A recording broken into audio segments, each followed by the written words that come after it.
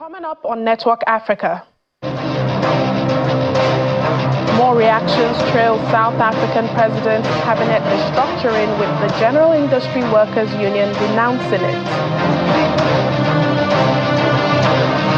Serious cases of clan violence bring acting UN representative to Somalia, James Swan, for a visit.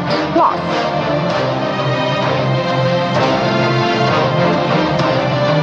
Tunisia-Libya border crossing reopens after 3 months of closure due to security concerns.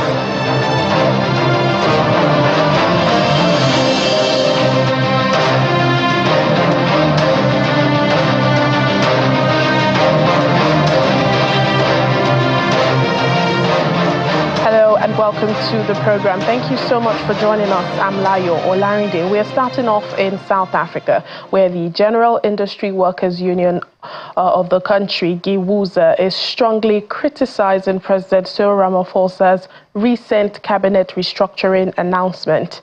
They are labeling it a catering to monopoly capitalist interests, especially condemning the separation of departments to accommodate political parties within the government of national unity. GIWUSA argues that this move reflects a departure from the African National Congress's historical role as a liberation movement, accusing the party of neglecting the working class. Meanwhile, the Free Market Foundation believes the government of national unity is too big and too costly. The foundation believes that the so-called government of national unity is too big and too costly. Each of the 32 ministries will come with a large contingent of bureaucrats and support staff that will need to be financed with taxpayer money. Last week, we proposed cutting cabinet to 10 ministries, which would amount to significant cost reductions and efficiencies. It's also important to note that core economic portfolios did not change hands, including finance, trade and industry, small business development, and labor. While it is refreshing to see some new faces in the cabinet, the problem is not with personnel, but with policy. What is needed is widespread liberalization, privatization, and empowerment for ordinary communities and businesses to go about their economic activity. We do think that this is a cabinet that has been appointed at the behest and in the interest of monopoly capitalists' interest in the economy, not in the interest of the overwhelming majority of the people in this country who are working class, who are poor, who are landless. This is a cabinet that is not going to address the historical injustices, particularly of the land dispossession. That means great majority of people continue to be landless. That means that great majority of people continue to be without housing. That is because it's a cabinet which was imposed by monopoly capitalists in the economy, masquerading as if they are a law of nature.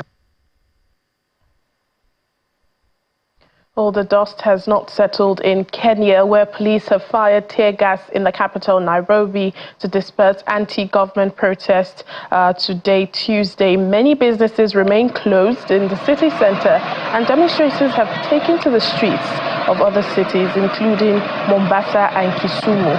According to reports, since the anti-finance bill riots began 2 weeks ago, security forces have killed over 30 people.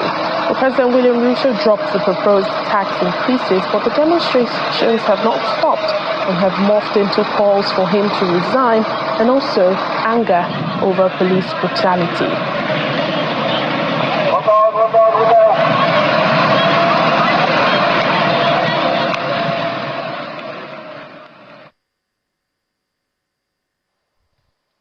Well, joining us now on the program to give a first-hand account is Kenyan journalist Cyrus Ombati from the capital, Nairobi. Hello, Cyrus. Thank you so much for your time on the program.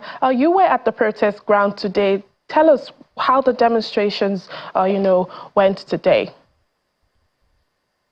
Thank you for having me on the show. Actually, as you put very clearly, the demonstration actually went on well across the country, most parts of the country.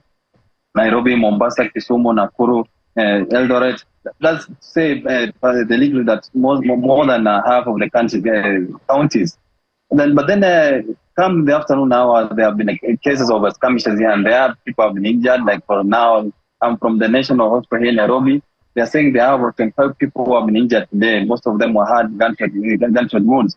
So that shows that the demos went from good in the morning, which was the morning. There were kind of the people who are demonstrating peacefully. Then there were infiltration of some criminals in the afternoon.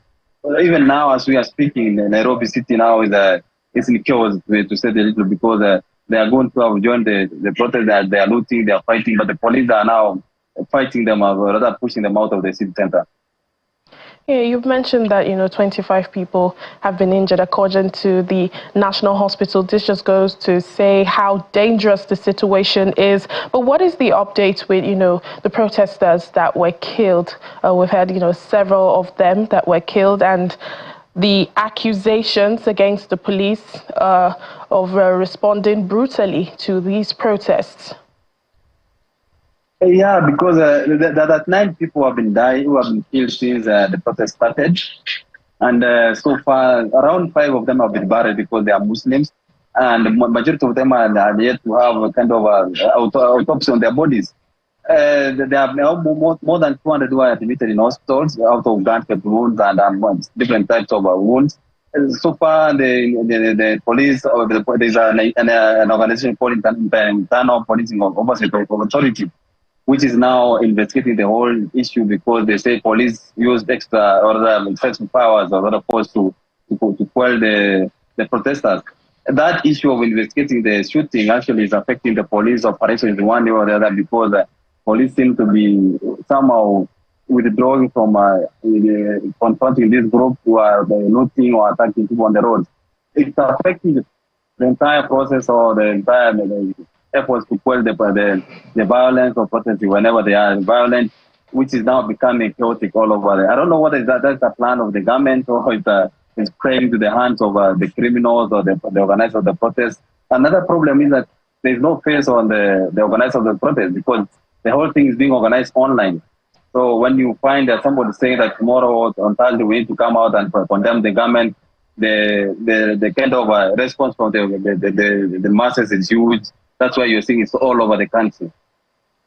Yeah, still on this subject of those who were unfortunately killed from these protests, President Ruto recently held a media chat with the media in the country, and he was questioned on a particular 12-year-old that was killed, unfortunately. What is the government doing for, this boy's family and even the family of other victims?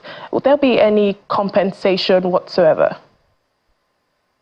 As we are speaking, there's a lot of confusion because there's no order. You can't say that there's a government official who can approach these families to talk to them and tell them we're going to clear their bill. Some of the organizers of these protests organized an online funding system whereby they collected almost 30 million Kenyan shillings, which they are sharing with the families. So far, the government has not come out to say that they are going to kind of clear the bills of those injured or killed. But then the president said that the government will take care of those bills and take account of those people killed in the whole process. It's a process in the making, so we have to wait and see what happens. But at this time, we have not heard the families saying that they have been approached by the government officials, only that the people who have approached them are the organizers of this protest through the funds which they raise online through Kenyans and other people who raise the money. And finally, Cyrus, these protests have also morphed into calls for the resignation of the president. What has President Ruto responded to this, or is the opposition also speaking on this? Today, the main opposition party led by the right shoe, he should not be quiet anymore, because these people are demanding for his resignation, because they are saying Ruto must go, which may create more problems in the country, because as we stand, we don't have an electoral body, and for our president to resign in such a situation it may cause more problems. We understand the president is planning to make changes in the government. He may announce a reshuffle in the government.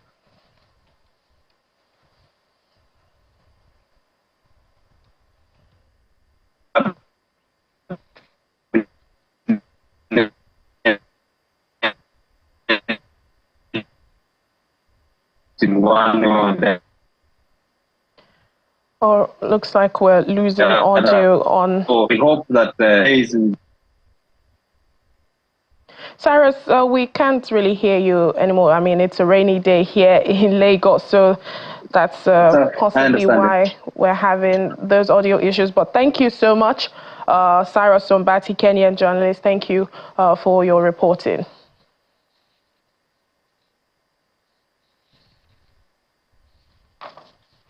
The acting United Nations Special Representative James Swan has continued his first round of visits to Somalia's federal member states, where he met with President Ahmed Kari and several of the state's ministers. Our discussions covered a wide range of topics, from security, rule of law and good governance to humanitarian and development issues, as well as more locally focused matters.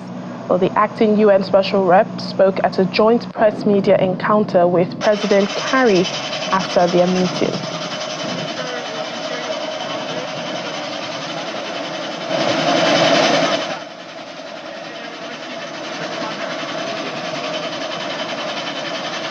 Well, Mr. James Swan also met with President Ahmed Islam and his cabinet in Jubaland to discuss a range of local and national issues of importance.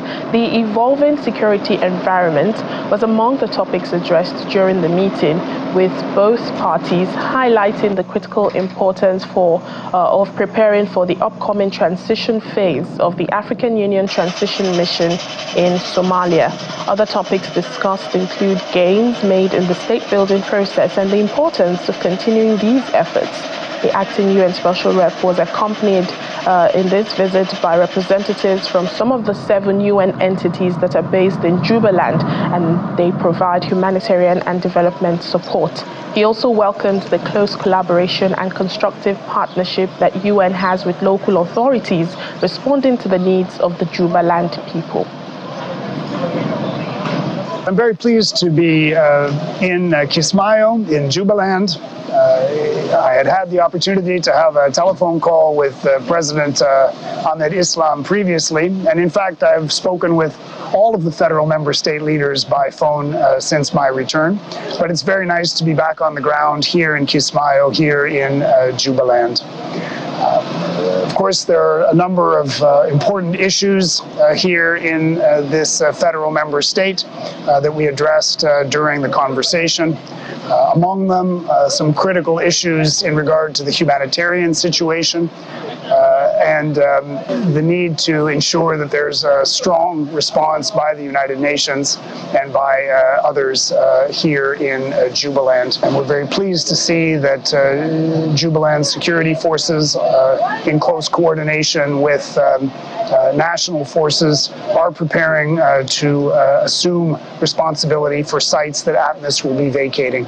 This is extremely important, not only for the security and well-being of the people here in Jubaland, but also for the ability of the United Nations system organizations to respond to the urgent needs of the population and to reach those people. So maintaining that security will be of primary importance, and we're pleased to be able to work closely with the government in that regard. We seize this opportunity to discuss the importance, the value of continuing various state-building efforts. It's so important to continue to engage the population around the democratic agenda, around elections planning, around also discussions of establishing district councils and local governance institutions. All of these factors will help ensure that the voices of the Jubaland people are heard and that they can receive the kinds of services that they merit. The Ras Jedi border crossing between Tunisia and Libya in Ben Gardane has been reopened after being temporarily closed for 104 days due to security concerns. Police officers were closely monitoring the checkpoint and ambulances were on standby to ensure security. The Tunisian Minister for Interior expressed hope that the opening will help further develop good relations between the two countries and also push trade exchanges and mobility between them. Residents are relieved the border is now open because, according to them, the closure caused a major economic crisis for the simple citizen of the city of Ben-Gardani. The Libyan Interior Ministry had announced the closure of the Ras Jadir border crossing with Tunisia in March following armed clashes in the area. Ras Jadir is located approximately 600 kilometers southeast of Tunis, the capital of Tunisia. It is one of the most significant border crossing points between the two countries.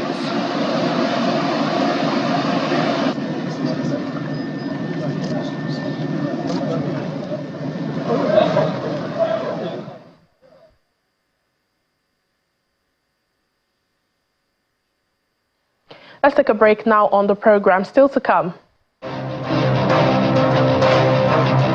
Eritrea's Binyam Girmay makes history as first black African to win the Tour de France. Please join us again.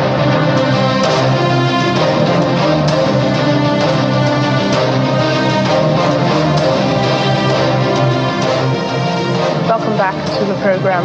The United Nations says Burkina Faso is facing an unprecedented humanitarian crisis, with 6.3 million people in need of humanitarian support and protection. UN spokesperson Stephen Dujarric says the UN, along with its partners, are supporting the government's efforts to meet people's immediate needs. Through the humanitarian response plan, the organizations have so far assisted more than 730,000 men, women and children across the country this year. Burkina Faso, our humanitarian colleagues say that the country is facing unprecedented humanitarian crisis with 6.3 million people in need of humanitarian support and protection. We, along with our partners, are supporting the government's efforts to meet people's immediate needs. Working through the humanitarian response plan, aid organizations have also so far assisted more than 730,000 men, women, and children across the country. That's this year alone. While this is a good start, it represents just 19% of the 3.8 million people we are targeting to assist.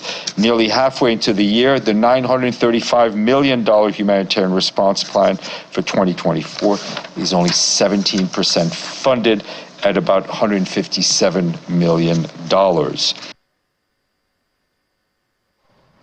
Sudan's ambassador to the UN, Idris Al-Harith, has been reacting to the recent IPC report on Sudan's food insecurity.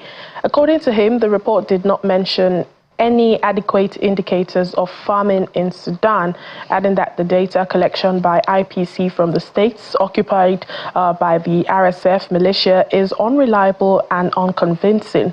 A new report released last week by the Integrated Food Security Phase Classification IPC stated that 14 months into the conflict, Sudan is facing the worst levels of acute food insecurity ever recorded in the country.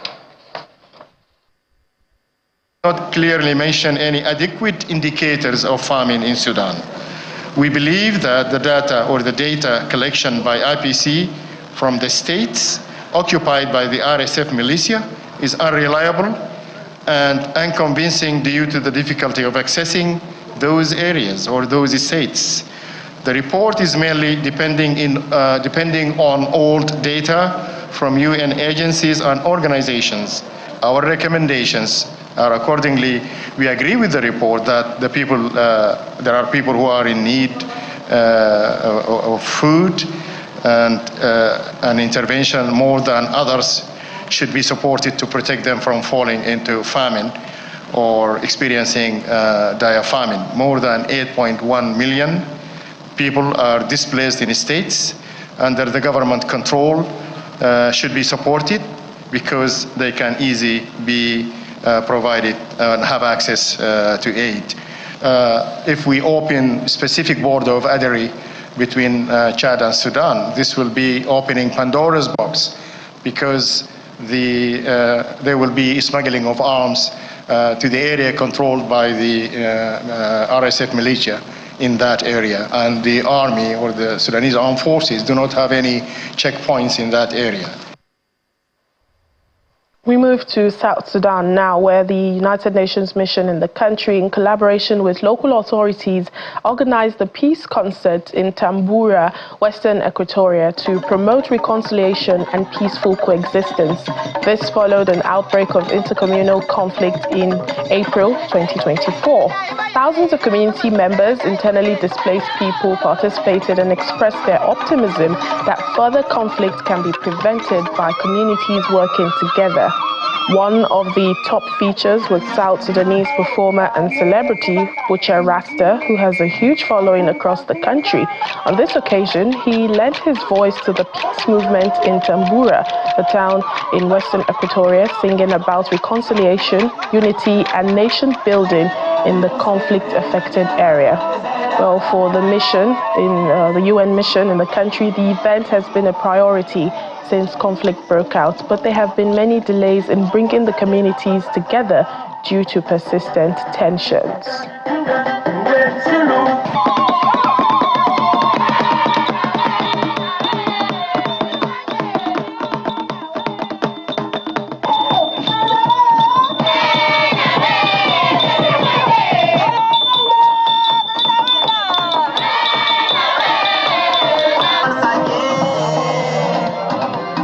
Message was very large to the people because for a long time they have no peace. So that's I asked them why we don't have a tifagia. There's no tifagia between us. That's the reason.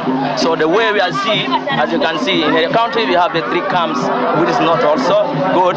In your country, how can it be a refugee in your country? That's the reason I gave to my songs as encouragement to the people. We call upon you. Even if you are grieved, we know what happened.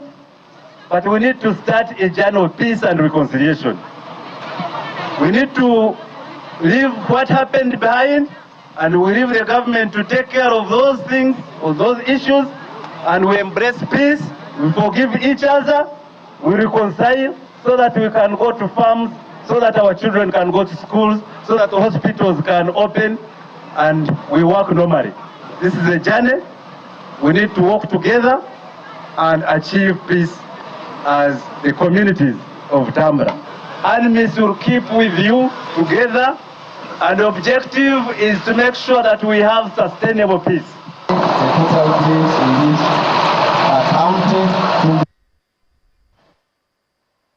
But still in South Sudan, female students from 2 primary schools in a camp for displaced people next to the United Nations mission in Juba have received dignity kits to help them continue their studies without interruption.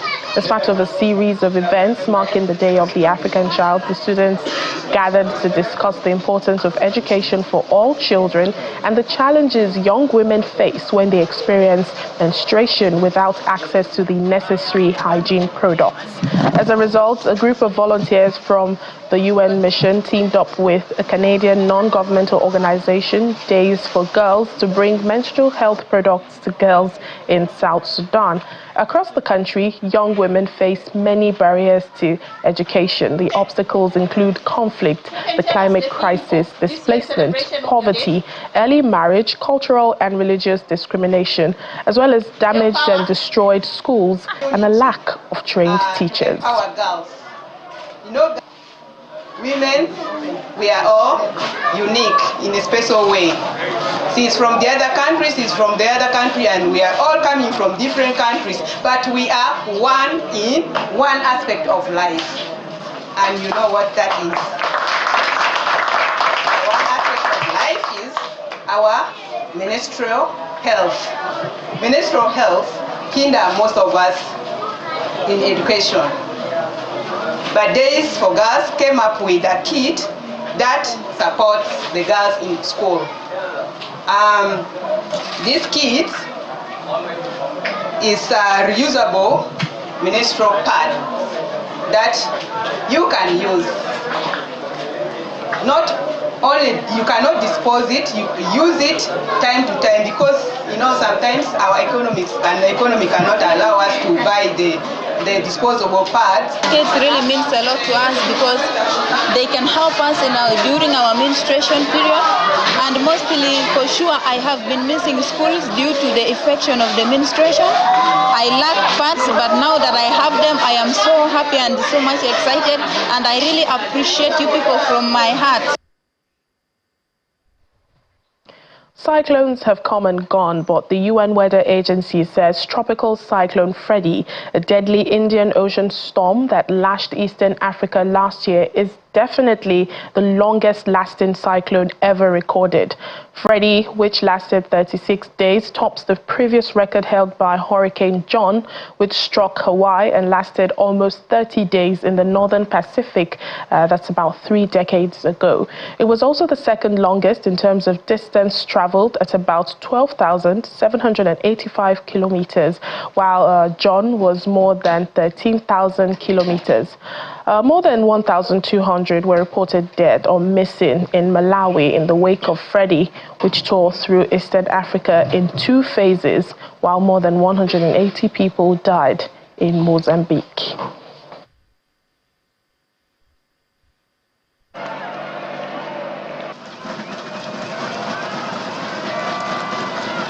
And finally, on the program, Biniam Girmay has made history as the first black African to win a Tour de France stage, as Mark Cavendish was held up by a late crash on the run into Turin.